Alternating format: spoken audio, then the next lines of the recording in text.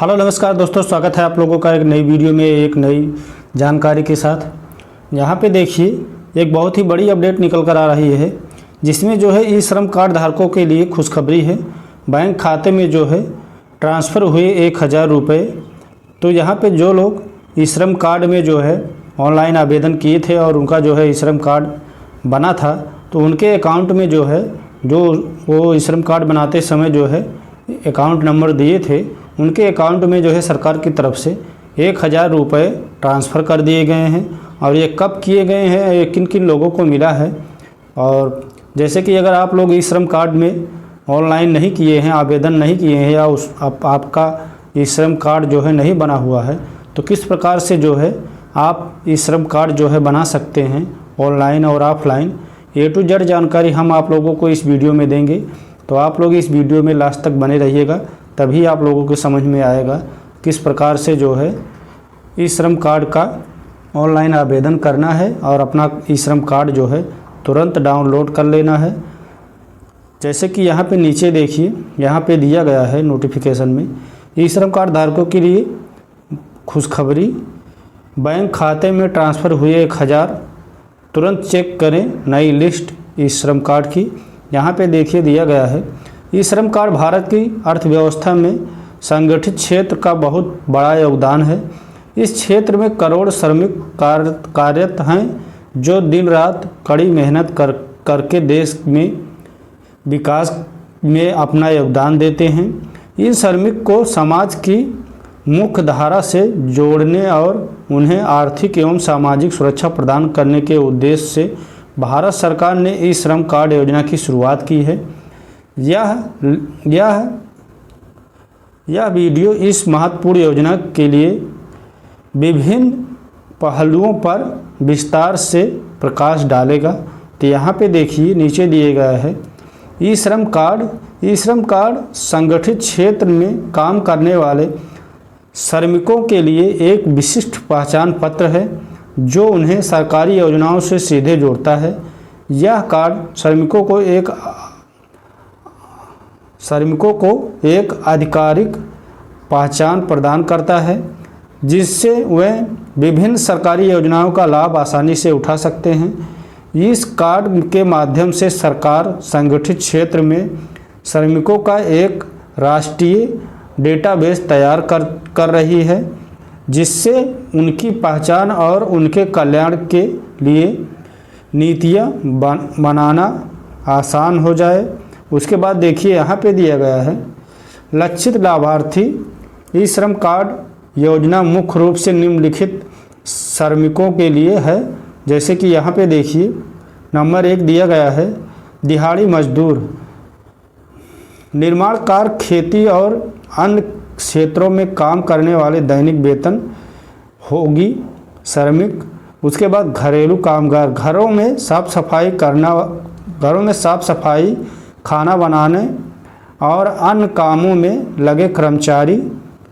और उसके बाद देखिए नंबर 3 दिया है, निर्माण श्रमिक, भवन निर्माण, सड़क निर्माण और अन्य निर्माण कार्यों में शामिल श्रमिक। उसके बाद देखिए यहाँ पे 4th दिया है, स्ट्रीट वेंडर्स। उसके बाद यहाँ पे इसमें दिया गया है, फुटपाथ पर छोटी दुकानें लगाकर सामान बेचने वाले विक्रेता। उसके बाद जो है रिक्शा चालक और ड्राइवर, हाथ रिक्शा, ऑटो रिक्शा और अन्य वाहनों के चालक जो होंगे वो भी इसका फ़ायदा उठा सकते हैं ई श्रम कार्ड का।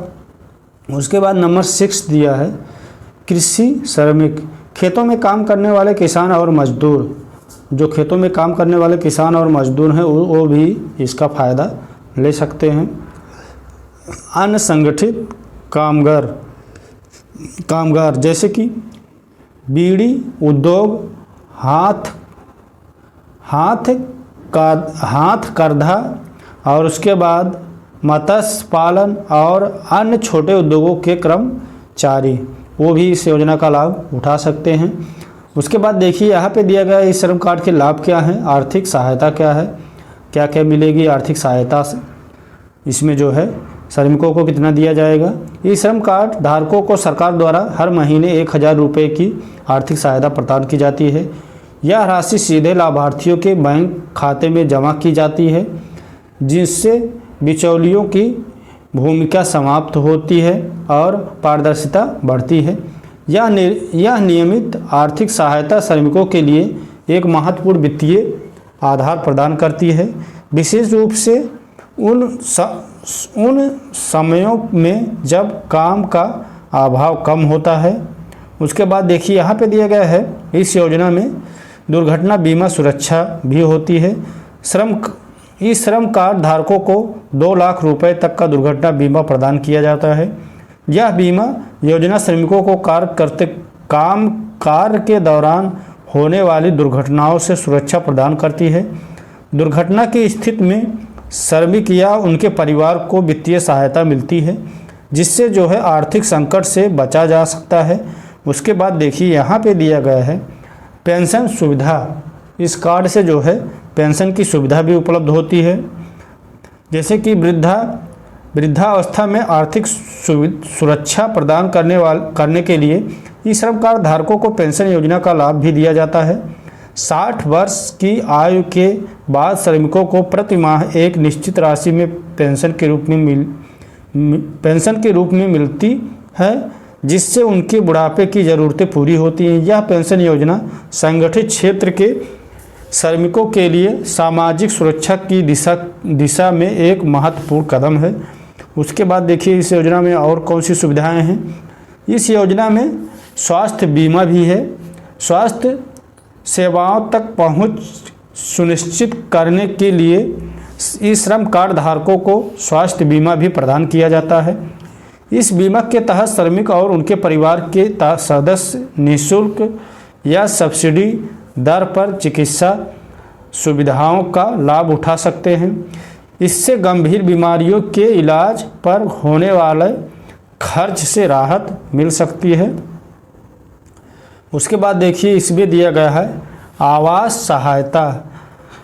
प्रधानमंत्री आवास योजना के तहत इस श्रम कार्ड धारकों को सस्ते और किफ़ायती घर खरीदने के लिए वित्तीय सहायता दी जाती है। इस योगदान के माध्यम से सरकार श्रमिकों को अपने घर का सपना पूरा करने में मदद करती है, जिससे उनके जीवन की बुनियादी ज़रूरत पूरी होती है।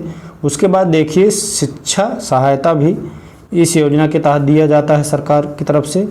इस श्रम कार्ड धारकों के बच्चों को शिक्षा सहायता भी प्रदान की जाती है। इसमें छात्रवृत्ति, मुक्त शिक्षण सामग्री और अन्य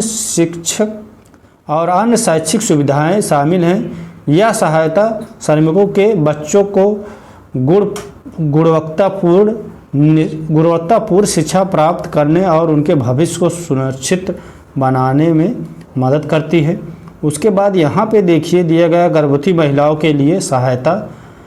इस श्रम कार्ड योजना के तहत गर्भवती महिला श्रमिकों को विशेष वित्तीय सहायता दी जाती है। इस सहायता से वह अपने और अपने होने वाले बच्चे के स्वास्थ्य का ध्यान रख सकती हैं और प्रसव के बाद भी आर्थिक सुरक्षा की चिंता किए बिना अपने बच्चे की देखभाल कर सकती हैं। उसके बाद देखिए यहाँ पे दिया है कौशल विकास और रोजगार के अवसर। सरकार इस श्रम कार्ड धारकों को कौशल विकास, प्रशिक्षण और रोजगार के अवसर भी प्रदान करती है। इससे श्रमिकों की कार्य क्षमता बढ़ती है और बेहतर आय अर्जित कर सकते हैं। विभिन्न सरकारी योजनाओं में ई श्रम कार्ड धारकों को प्राथमिकता दी जाती है, जिससे उन्हें नियमित और स्थिर आय का स्रोत मिलता है। उसके बाद देखिए यहाँ पे दिए गए ई श्रम कार्ड 2025 के नए अपडेट। 2025 में ई श्रम कार्ड योजना में कई महत्वपूर्ण बदलाव और सुधार किए गए हैं, जिससे श्रमिकों को अधिक लाभ मिलेगा। उसके बाद देखिए इसमें दुर्घटना बीमा वृद्धि भी है। दुर्घटना बीमा की राशि 2 लाख रुपए से बढ़ाकर 4 लाख रुपए कर दी गई है। इससे श्रमिकों को दुर्घटना या मृत्यु के मामले में अधिक वित्तीय सुरक्षा मिलेगी। यह वित्तीय या वृद्ध श्रमिकों के परिवारों के लिए बहुत बड़ी राहत होगी। उसके बाद देखिए यहाँ पे दिया गया है पेंशन राशि में वृद्धि। मासिक पेंशन राशि को 3,000 रुपये से बढ़ाकर 5,000 रुपये करने की योगदान है। इससे वृद्ध श्रमिकों को बुढ़ापे में अधिक आर्थिक सहायता मिलेगी, जिसके वह सम्मानजनक जीवन व्यतीत कर सकते हैं। उसके बाद देखिए यहाँ पे दिया गया है व्यापक व्यवस्था बीमा, व्यापक स्वास्थ्य बीमा। यहाँ पे देखिए दिया गया स्वास्थ्य बीमा के दायरे को बढ़ाया गया है, जिससे अब श्रमिकों को अधिक बीमारियों के लिए मुफ्त इलाज मिलेगा। इसमें विशेषज्ञ चिकित्साओं की सेवाएं,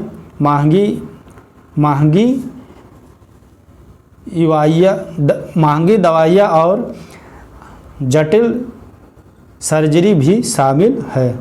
उसके बाद देखिए यहाँ पे दिया गया है, यहाँ पे नीचे देखिए दिया गया है श्रम कार्ड के लिए क्या पात्रता है वो भी देख लीजिए। ई श्रम कार्ड के बनाने के लिए, ई श्रम कार्ड प्राप्त करने के लिए श्रमिकों को निम्नलिखित मापदंड पूरे करने होंगे। जैसे कि नंबर 1, आयु सीमा जो है, आवेदक की आयु सीमा 16 से 59 वर्ष के बीच होनी चाहिए। उसके बाद नंबर 2 जो है, नंबर 2 क्षेत्र, आवेदक संगठित क्षेत्र में कार्यरत होना चाहिए। उसके बाद नागरिकता, आवेदक भारत का नागरिक होना आवश्यक है। उसके बाद अन्य सेवाएं, आवेदक किसी अन्य सामाजिक सुरक्षा योजना और जैसे EPFO और ESIC का सदस्य नहीं होना चाहिए। उसके बाद देखिए यहाँ पे दिया गया है ई श्रम कार्ड आवेदन प्रक्रिया क्या है। ई श्रम कार्ड के लिए आवेदन ऑनलाइन ऑफलाइन दोनों तरीके से किया जा सकता है।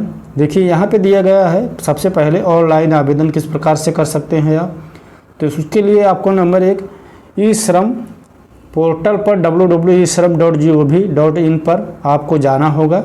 उसके बाद पंजीकरण विकल्प पर क्लिक करें। उसके बाद अपना मोबाइल नंबर दर्ज करें और OTP वेरिफिकेशन को वेरीफाई करें। उसके बाद व्यक्तिगत जानकारी और बैंक विवरण आधार कार्ड नंबर से भरें। उसके बाद जो है आपको नंबर 5 जो है आवश्यक दस्तावेज जो है आपको अपलोड करना होगा। उसके बाद आपको जो है नंबर 6 फॉर्म जमा करें और पंजीकरण संख्या प्राप्त करें।